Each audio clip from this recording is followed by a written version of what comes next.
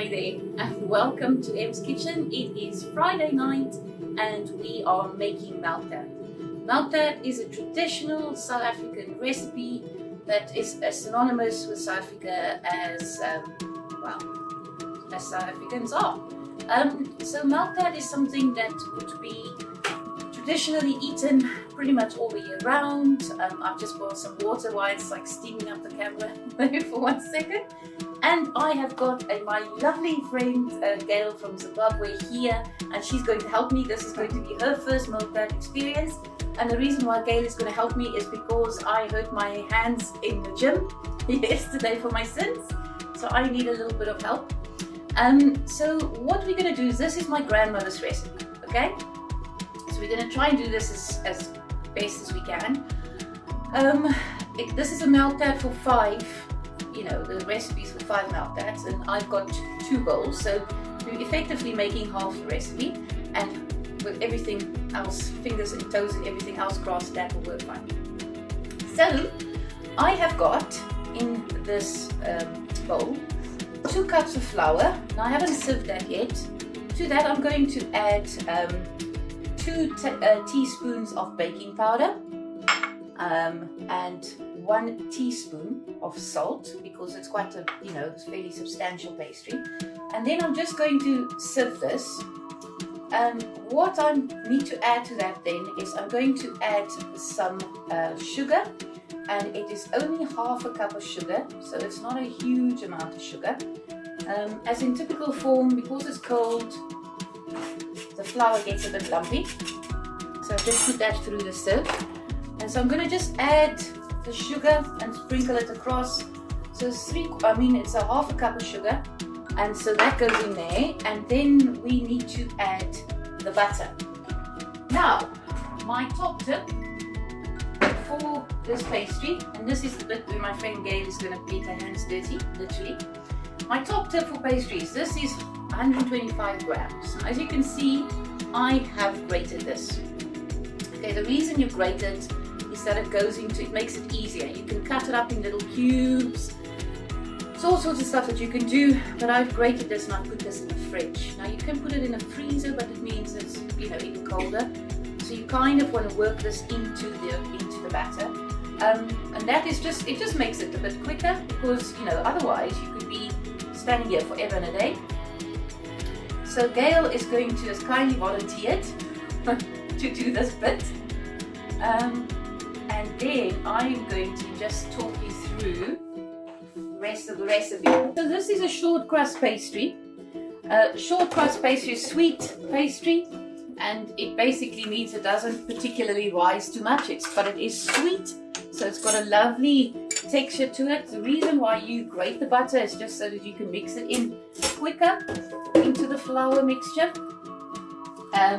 And then, because we're going to blind bake this pastry. Now, my grandmother's recipe doesn't say to blind bake it, but I've made it before, and I just found that it works better because it doesn't rise.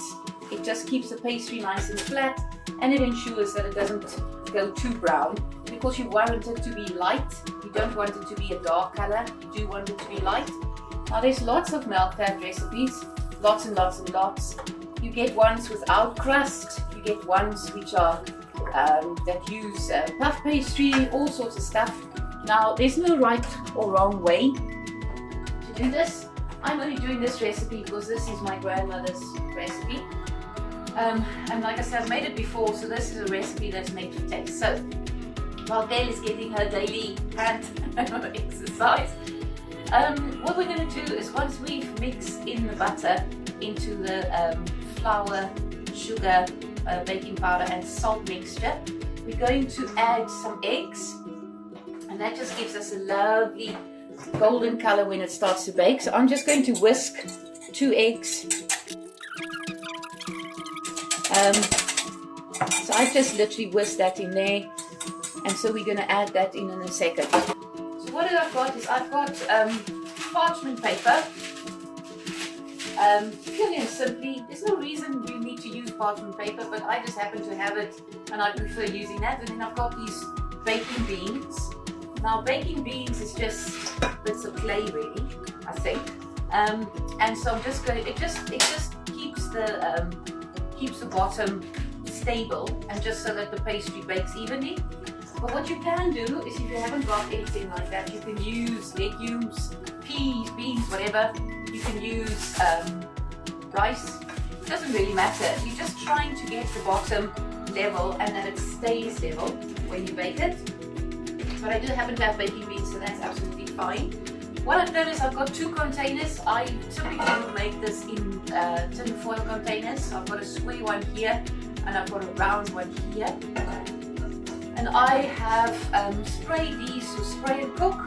Purely and simply, it just stops the pastry from sticking, so when you cut it out, it doesn't get left at the bottom. You've got broken pastry, because that's not very nice.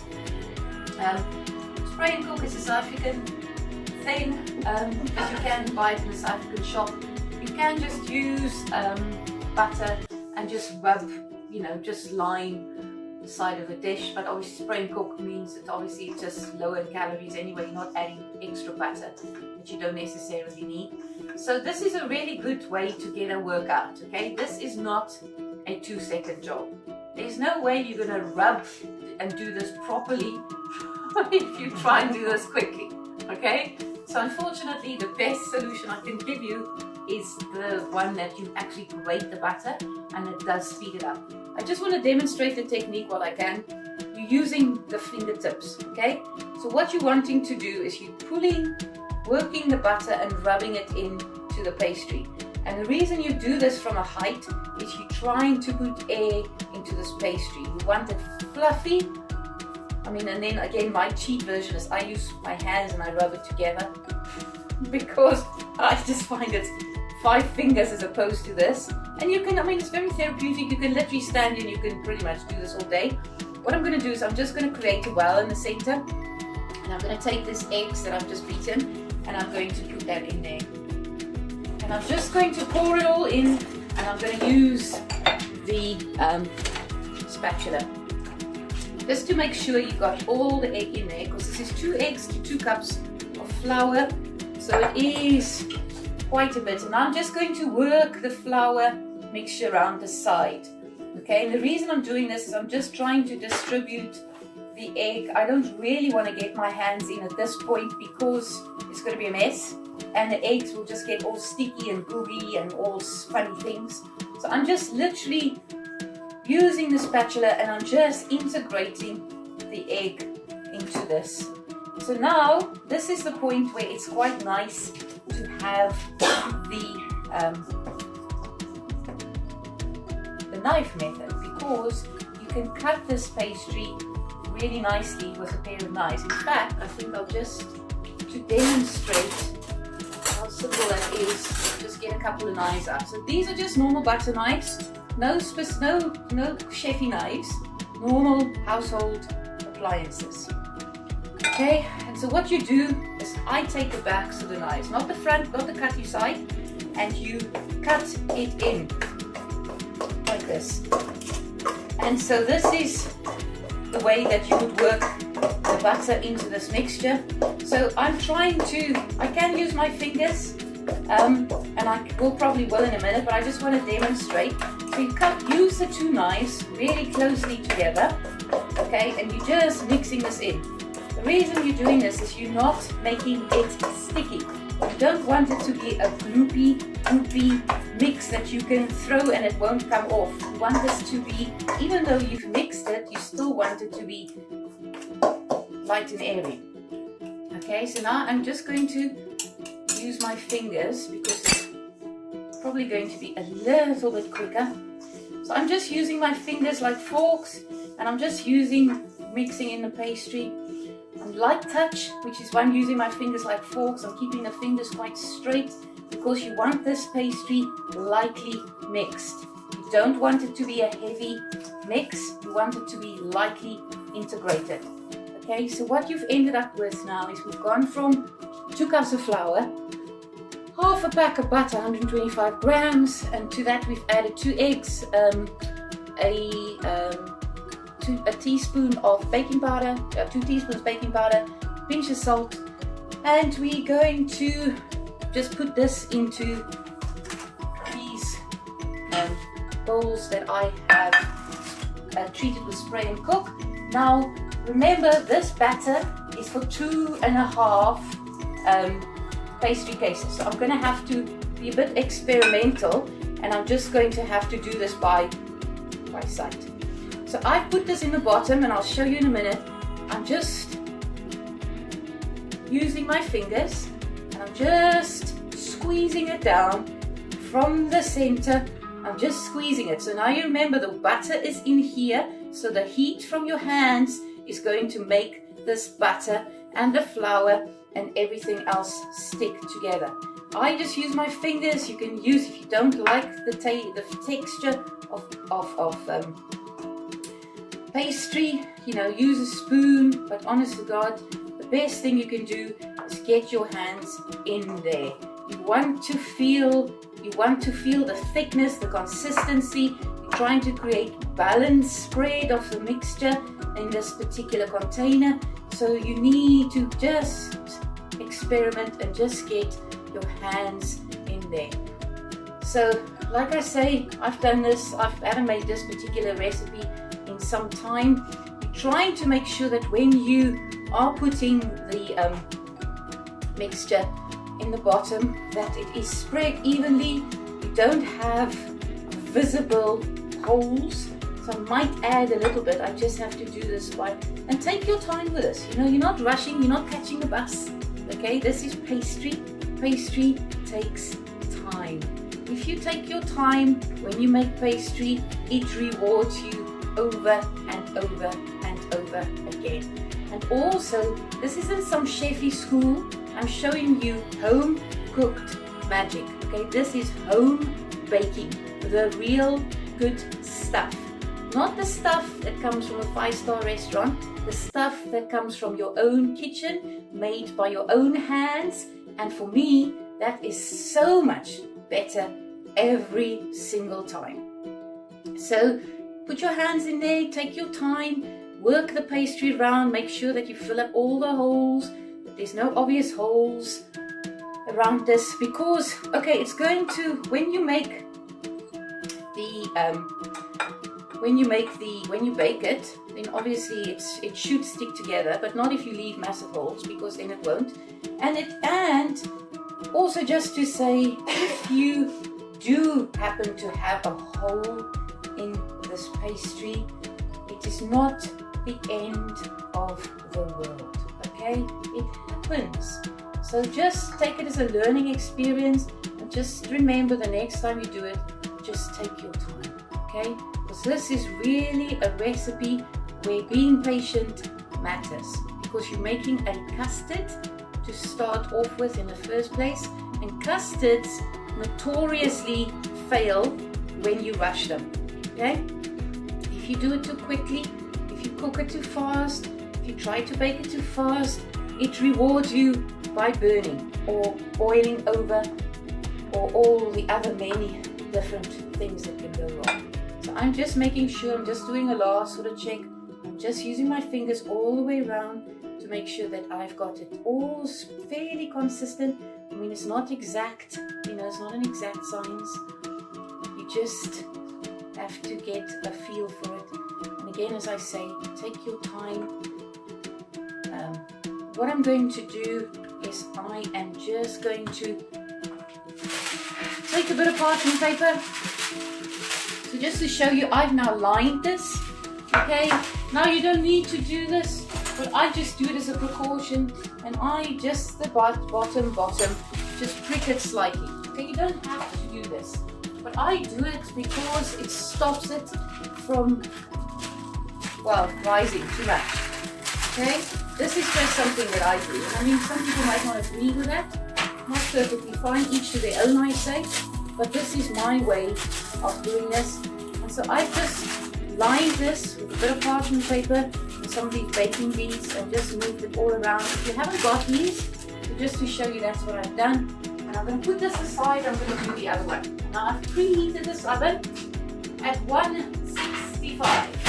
I'm going to put these in because I've now got both of them ready. So I'm just going to put that in. I'm going to set my timer for about 10 minutes. I'm not trying to burn, I'm not trying to bake this, I'm just trying to pre-bake it. I'm just setting it for 10 minutes. So this is how much I've got left, okay? So this is for 2, so I've got another one like that. And what I'm going to actually do is I'm just going to take a little, while I remember, just going to take a little sandwich bag.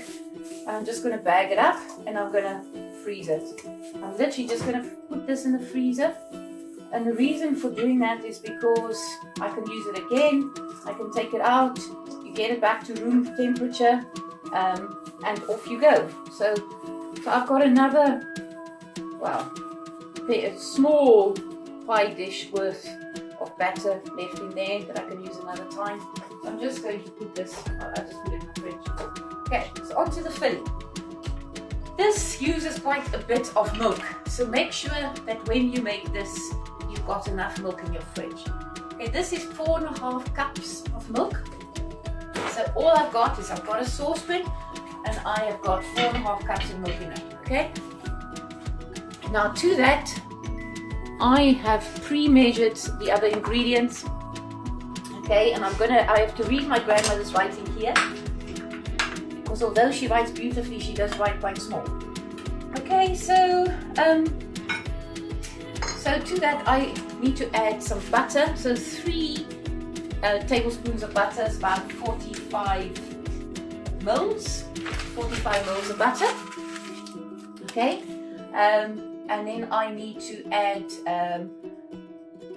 so I'm sorry, I'm just reading my grandma's recipe. So I've got 2.5 tablespoons of flour, okay, because this is custard. And I've got 2.5 tablespoons of maizena or corn flour. I've got 2 eggs and I have separated them, so those are the egg yolks, and I've got the egg whites here. And then I have got a 3/4 cup of sugar, but you can use less. Okay, I'm using the quantities that my grandmother's recipe calls for, but you can use less. So if you want a diet, this is the place you can cut the corner.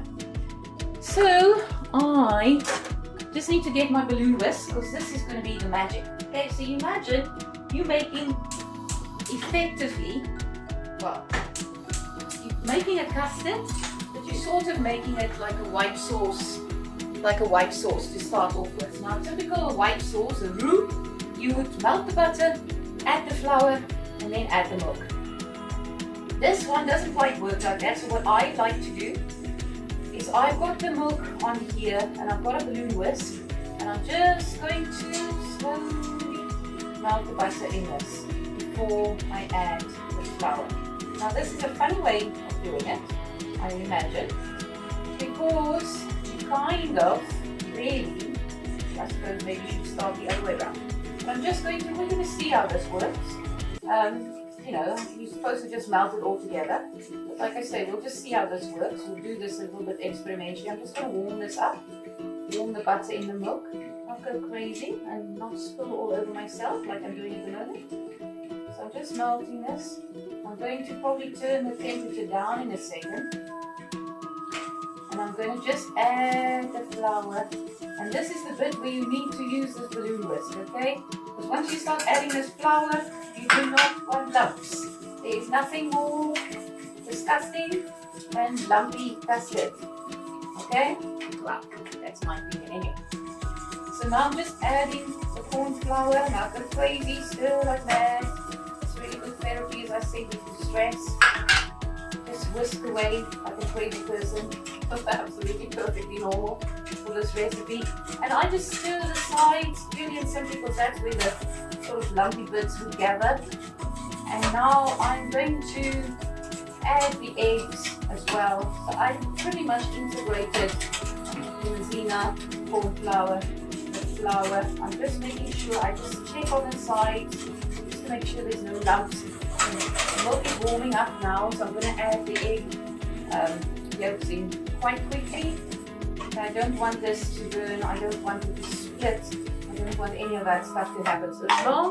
So the key here is, you can be very, very chefy about this and scientific, but the reality is as long as you keep this thing whisking, one hand whisking and the other hand moving it around, and making sure it doesn't burn, you're pretty okay. Okay, so now it's warming up really fast, and I'm going to turn the heat down because this is almost the boiling point. Okay, and you don't really want this to burn. You do want it to thicken. It's important for you to thicken this out, but you don't want it to boil. Okay. So now I am going to have to be very clever and whisk these egg whites like crazy. Yeah, so thank God I've got Gail helping me, because I need to whisk the egg whites that I've got separate. So I've got 2 egg whites over there, and Gail is just going to whisk that for me.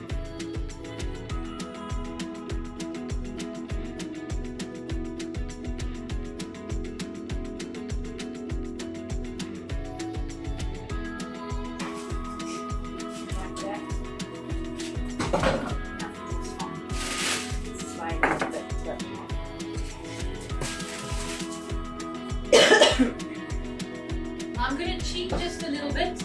So this has been in there for 10 minutes, okay? You want it light, but the bottom is a bit soggy. So I'm just going to put that back in there for another 5 minutes, okay?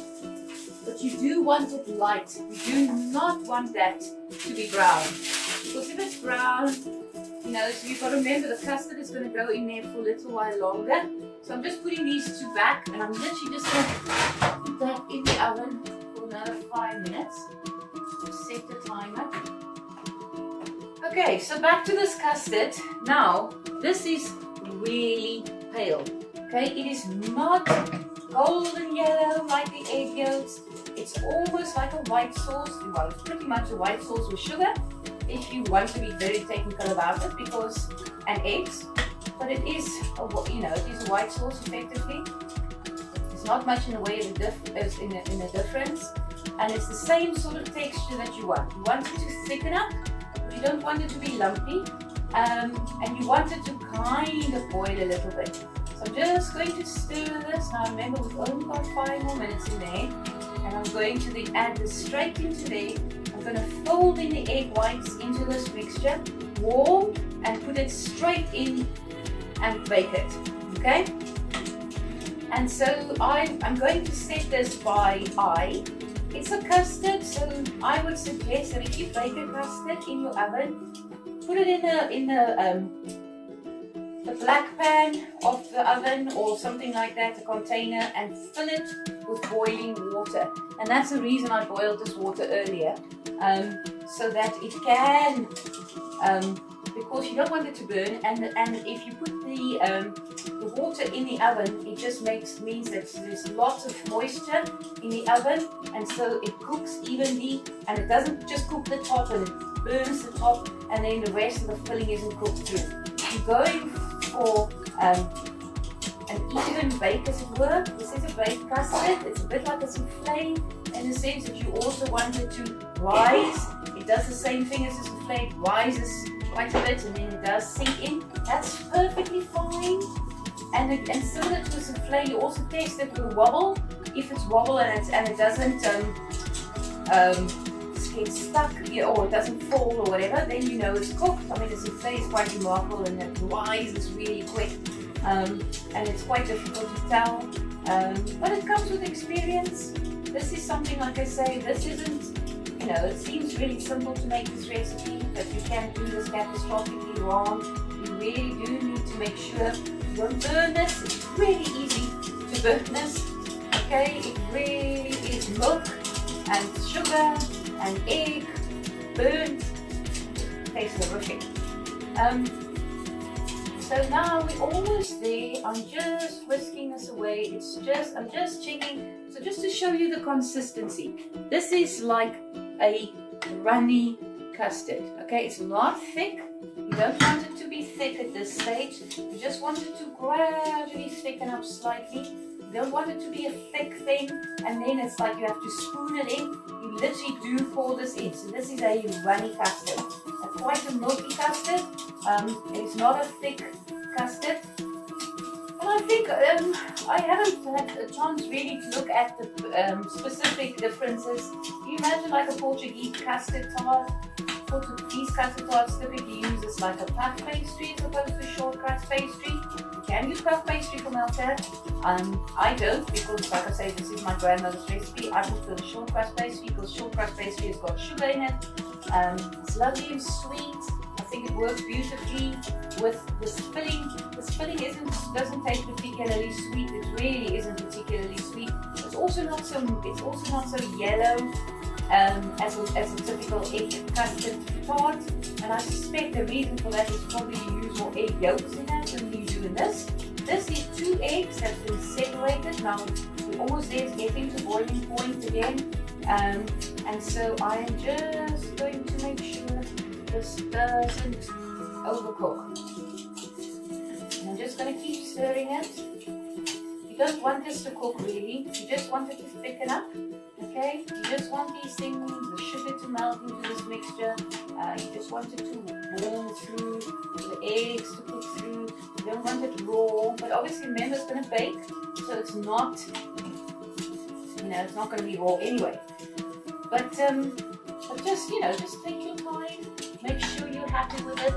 I like the texture of this now, and so I'm going to turn it off. Okay, I'm not going to cook this, and I'm going to take egg whites and I'm going to fold this in. So I just need an on cue to be ready now. So let's just check just to make sure they are ready. Okay, perfect. Here we go. Okay. So what you want is you want your pastry to look like that pretty much. You want it to be fairly even, you want it to be lightly golden just on the edges, but you don't want it any browner than that. I'm just showing you the bottom one. The bottom one was closer to the bottom, so it's slightly browner on the edges. Ideally you should bake this on the middle rack, both of them. Unfortunately my oven isn't big enough to bake them both at the same time on the middle rack, so I've had to improvise and bake the one at the bottom shelf. So my custardy mix, it's really lovely. Thick and golden, but it's not thick, it's nicely thick. So okay, so key thing when you fold egg whites, take about 1/3 of it and go bonkers. Okay, by that I mean mix it in really quickly because remember this is hot, so don't mess around. Okay, you haven't got time to be messing around with this because you don't want scrambled eggs. Just cook this. So now this is where the speed needs to come in. So you're gonna put your spatula and you just lift it because you're trying to make sure that you keep the air in. But remember, this is hot. Okay, it's literally just baked, so it's not quite going to work like a chocolate mousse or something like that. That's going to be easy to make. This is quite hard. It's almost like the egg whites are trying to form sort of baked fluffy clouds in this mixture. So what I'm actually going to do, and I wouldn't normally do this if I'm honest, I'm going to use the spatula and I'm going to cheat it on the egg whisk, okay? And I'm just going to cheat a little bit and I'm going to show you my cheaty version, okay?